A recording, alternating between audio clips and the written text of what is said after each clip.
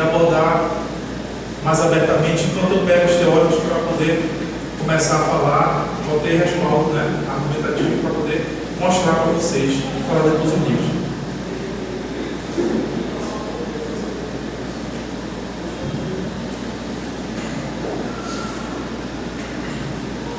Bom dia. Vocês estão entendendo alguma coisa? Sim? Primeiro, nós temos uma didática. E a nossa didática, ela é diversa. Por quê? Primeiro, nós queremos implantar a confusão. A nossa didática é essa, a gente implanta a confusão. Agora da oração aí, eu acho. Primeiro você implanta a confusão para que vocês batam na cabeça e relativizem no sentido filosófico. A relativização no sentido filosófico, ela é o desmoronamento dos dogmas. Mas não se entende aqui dogmas no sentido religioso, tá? Dogmas no sentido do conhecimento. Porque o que a filosofia grega fez na sociedade, o que a filosofia fez na Grécia mitológica? Não quebrou os dogmas da mitologia? Do mito? O mito era para ser questionado? A gente podia questionar o mito? Não. Até porque não é do ser do mito o questionamento. Mito é. Quando Moisés estava lá no monte e Deus apareceu em sarça ardente, Moisés perguntou: peraí, você está mandando que eu vá lá, desça, fale tudo isso, mas quem é você? Me diga quem você é, porque como é que eu vou descer lá, eu falar no meio daquele povo, e aí o povo vai perguntar: sim, mas quem foi que mandou você vir falar aqui? Ah, foi Deus. Que Deus? Então quem é? Quem é você?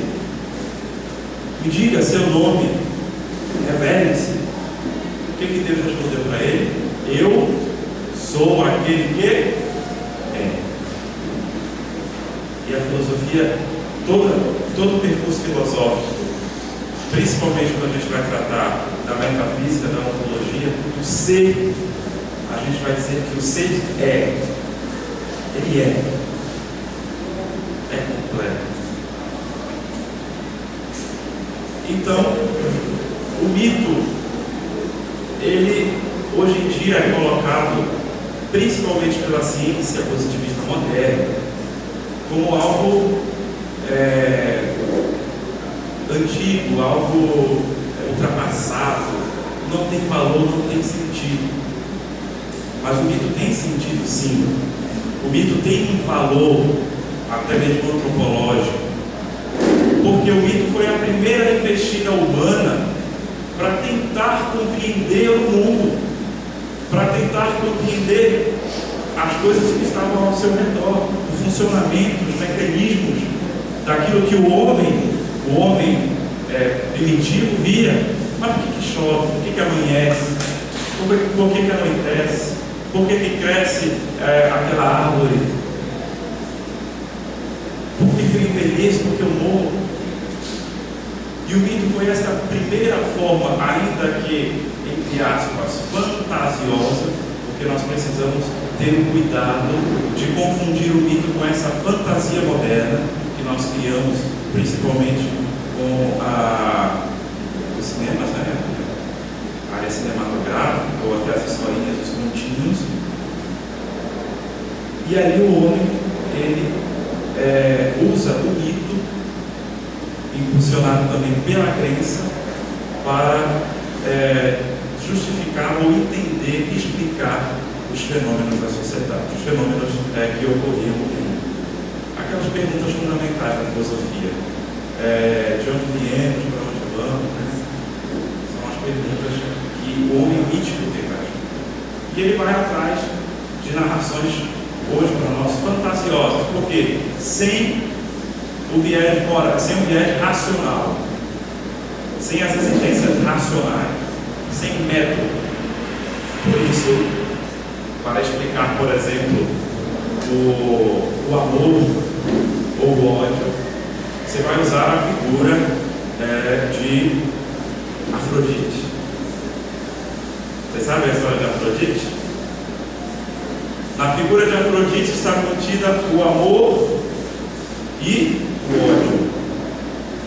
Desde a mitologia, essas duas palavras, esses dois conceitos dão uma amarradinha, né? Amor e ódio. O amor que se torna ódio. Então vai se recorrer a mitos, o mito do nascimento do mundo, né? as cosmogonias, ou seja, cosmo, mundo, nascimento, gonia, nascimento. Só que chega um determinado momento que o mito não consegue mais explicar os fenômenos, não consegue mais explicar os eventos, principalmente na natureza. Isso aqui é uma aula de filosofia básica que vocês recebem, né? Eu quero, poxa, vem para cá para ouvir falar do mito. Semana o professor falou lá na sala sobre o mito, que ia cair na prova do Enem e caiu. Mas é muito importante entender esta passagem do pensamento, e quando eu digo aqui pensamento, é também passagem no sentido, em todos os âmbitos ali, do homem, o homem antigo, porque isso é o que está diretamente ligado à nossa civilização ocidental. Não que, por exemplo, os orientais desenvolveram um pensamento, eles desenvolveram um pensamento, mas não como um sistema tão lógico e racional como a filosofia. Então, quando a sociedade, tá? Eu vou usar o termo sociedade para melhor compreensão de vocês, o termo correto quer dizer que não é sociedade, mas quando ali o homem ele vai se intelectualizando, ou seja, vai se crescendo a sociedade, né? Vai ficando vai ficando maior em proporção, vai surgindo problemas antropológicos, são problemas humanos, problemas das relações entre o homem e uma série de fatores. Então vai a passagem do homem mítico para o homem racional. O homem, ele se dá conta de que ele tem uma faculdade que por meio dela ele é capaz de encontrar soluções e é capaz de encontrar explicações para o mundo, para responder as perguntas essenciais que a gente, quando se dá conta, quando, por exemplo, somos colocados como um objeto que nós não conhecemos. Eu estou aqui neste auditório e olhando para vocês me vem muitas perguntas, porque eu gostaria de saber, nesse exato momento, quem são vocês. Isso é pergunta filosófica, isso é filosofia. Eu gostaria de saber, por exemplo, o que se passa na cabeça de vocês. Eu gostaria de saber o que vocês estão achando de mim. São perguntas que a gente, quando colocado com algo novo, nos vem naturalmente. Então o homem se dá conta de que ele tem uma faculdade que pode trazer essas explicações a ele, que é a razão. A razão, minha gente, é uma luz natural do ser. Todo homem nasce com esta razão. Nenhum homem nasce sem razão. Eu vou falar aqui da questão das pessoas que têm doenças mentais, etc. Por favor, não considerem. Não que eles não tenham essa razão.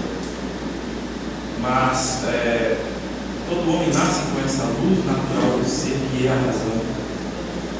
E é necessário, quando o homem se dá conta desta faculdade, quando o homem se dá conta que ele pode começar a responder essas perguntas sem precisar ir a uma fantasia ou mesmo ao sagrado, porque o mito também é uma narração sagrada. Por exemplo, o Gênesis. O Gênesis é uma narração histórica da Bíblia. O primeiro capítulo é uma narração histórica. É histórica?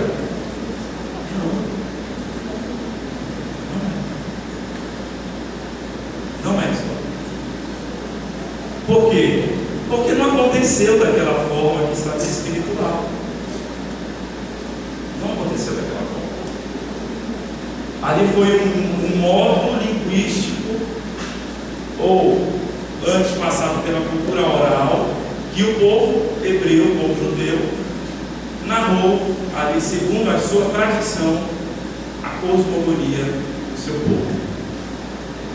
E nós temos o Gênesis como um livro sagrado que narra o início do mundo, mas não significa que lá o que aconteceu daquele modo. É uma alegoria, tá? Que usa recursos mitológicos, metafóricos, que por detrás daquela escrita estão contidas todas as características do homem e da mulher. Se nós formos fazer uma leitura do livro do Gênesis, uma leitura antropológica, nós vamos encontrar por detrás daquelas letras, ali nas entrelinhas, todas as características no sentido até mesmo da ação do homem. Uma coisa bem simples. O homem, ele se espanta, ele se impressiona muito pelo olhar, não é assim? Assim, no sentido mais comum, ele olha uma coisa bonita ali e fica olhando uma coisa bonita. E a mulher, ela é pela audição. Não é, alguém pode me questionar, não é sempre assim.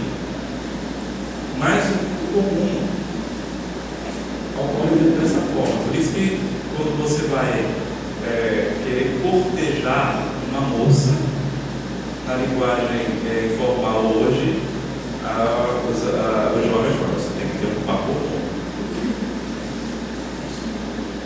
Tem que ter um papo bom, porque senão ela não vai ser funcionar. E aí você não se dá conta que ter um papo bom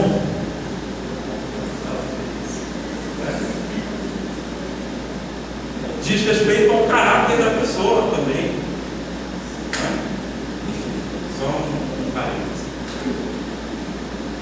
Então, quando o homem se dá conta dessa faculdade, ele vai começar a questionar as coisas de modo diferente.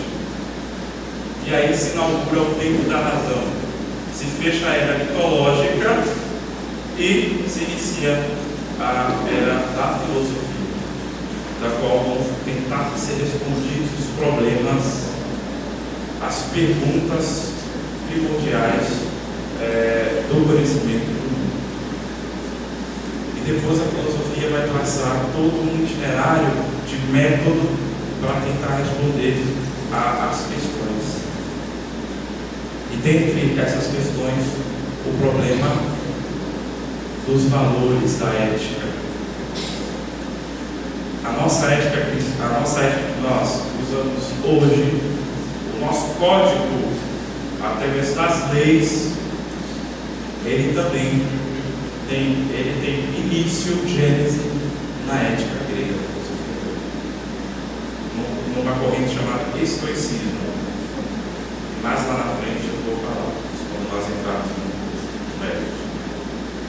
Esse estoicismo é uma corrente filosófica, estoicismo, que significa estoar, quer dizer portal, porque o fundador dessa corrente dava aulas, Zenão, dava aulas no pórtico de Atenas, no portal, porque ele não tinha grana, ele não era aristocrata, não tinha como pagar, como ter uma propriedade. Então, assim como o fundador da escola anterior também dava aula no jardim, por isso o epicurismo, esse jardim, ele dava aula passando no jardim, porque no jardim já tinha gente lá.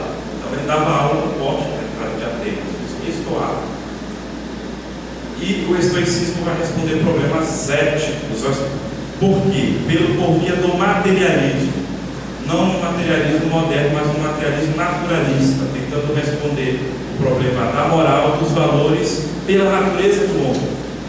Isso vai passar para Roma. O estoicismo vai lá para Roma, aquela sociedade romana enorme, complexa, que era, por exemplo, o Império. O estoicismo começa lá depois vai para o Império. Roma cheia de escravos, Roma uma cidade cosmopolita, com estrangeiros e povos conquistados, etc. e tal, uma cidade que favorecia para esta corrente, porque havia ali em Roma muitos problemas humanos, problemas esses cabeludos, problemas horrorosos, que tentou-se ser solucionado por via, usando essa corrente estoica, e depois vai gerar ali o direito romano e vai chegar até nós, quando vai se juntar com a moral cristã, judaico-cristã. O que aconteceu com os valores